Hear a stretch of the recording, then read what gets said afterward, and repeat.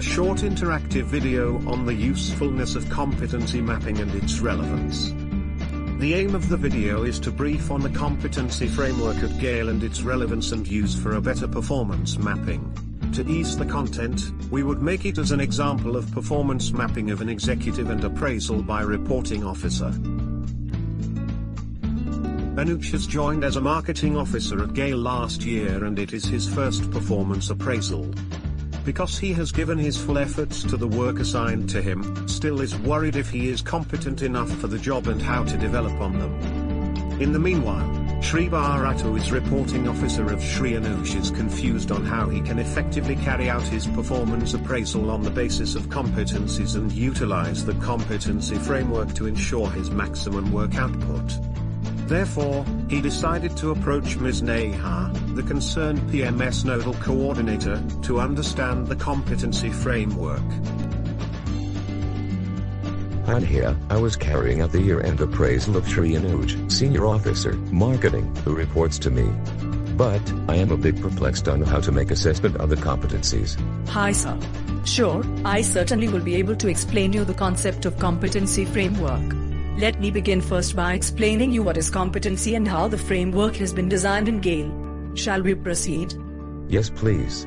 I am eager to learn about this and your input should certainly help me in this respect.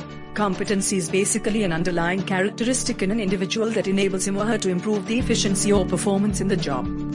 In GAIL, we follow two meter competency clusters, that is 1. Functional and cross-functional competencies and 2. Behavioral competencies. Together, these two form the part of competency framework. Well, good to know. But, can you please help me explain with an example of what is the difference between functional and cross-functional competencies and behavioral competencies? Definitely sir, we shall discuss the same over the cup of coffee, if you don't mind. As you asked, functional competencies are the core competencies required as part of performing your primary job roles and responsibilities. For example, the functional competency of product knowledge and market intelligence are for the marketing job role. On the other hand, cross-functional competencies are not directly related to the job but are required to carry out multi-functions jobs across multi-departments. For example, the cross-functional competency of leveraging technology and contract management. The same shall help to understand database management and coordinate with many departments for routine functions and understand the tendering procedure as defined by C&P department and carry out vendor management in line with it. Hope I am being clear. You have explained it really well here. But what about behavioral competencies? Thank you sir. Moving on to behavioral competencies, it refers to any behavior or personality attributes and traits that are inherent in an individual and which enable him to work successfully towards meeting the assigned targets and goals. For example, behavioral competencies such as adaptability to change and interpersonal skills are required for Anuj. He is required to be flexible towards any change in the situation demanded by the dynamic business environment. And with interpersonal skills, he is required to build networking relationships to achieve the desired goals. Oh great. I have understood the concept. Then, how do you identify which competency is applicable to whom and how it is being mapped to the concerned individual? Sure sir, I will tell you.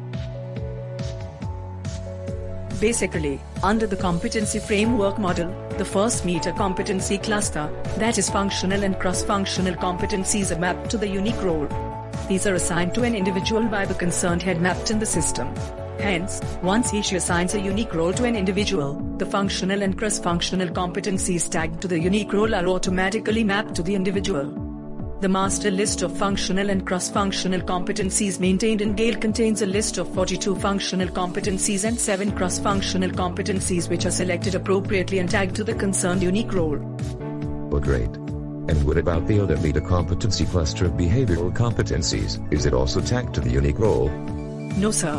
The meter competency cluster of behavioral competencies is mapped to the individual as per his grade. Basically, the rationale behind this is that the level of behavioral competencies required in an individual is on a higher scale as individual progress in the organization, that is, moves to higher grades. The same is maintained separately in two groups for E0 E4 grade and E5 to E7 grade. Oh great. But how do you measure the level of competencies that you just talked about? This is very difficult, I presume. No sir. The competencies forming the 2-meter competency clusters have their own parameters to measure the level of competencies. It means that proficiency level is an indicative level which helps the reporting officer to understand what desired behaviors as applicable in proficiency level are required to be displayed by the appraisee. Also, the proficiency levels will change as one reaches a higher grade. Accordingly, the proficiency level applicable varies, and so does the desired behavior that needs to be displayed. Great. But how are the scores being awarded while carrying out an assessment on the basis of competencies? Nice question, sir. The assessment is being carried out on a continuous 5-point frequency rating scale, used to measure the frequency of display of desired behavior, corresponding to the proficiency level. This rating scale is further explained. For the frequencies of the behavior with 1 is almost always, till 5 is never. Wow, thanks for the wonderful explanation here. But, how does competency framework be further used to identify areas of improvement? Well, when you are having the year-end performance feedback discussion with the individual, you can apprise him about why he has been awarded marks, that is either from 1 to 5, and what are the areas he can further improve upon to bolster his performance. Kudos. I believe I have understood the competency framework followed in GAIL. But here, apart from this, what other aspects I need to keep in mind for a better performance appraisal? Are there anything in addition to this? Yes, sir. In addition to the competency model, there are some other aspects in PMS that needs to be implemented for ensuring effective performance management. We shall discuss the same tomorrow, in our next session. Thanks, here, I believe I have understood the competency framework followed in GAIL. Really well, thanks to your efforts. I am looking forward to my next session on other aspects of PMS and GAIL. Big thanks, sir. Sure, we'll definitely continue our discussion tomorrow. In case you wish to go in further details on competency framework, please refer to the PMS manual available under HR manual on GAIL intranet. Goodbye, sir, and have a great day. Well, friends, this was a short interaction on the competency framework of GAIL. Hope you have understood the same and got a sense of the usage of the model for a better PMS process. We will soon meet with our next topic on PMS. Till then, bye bye.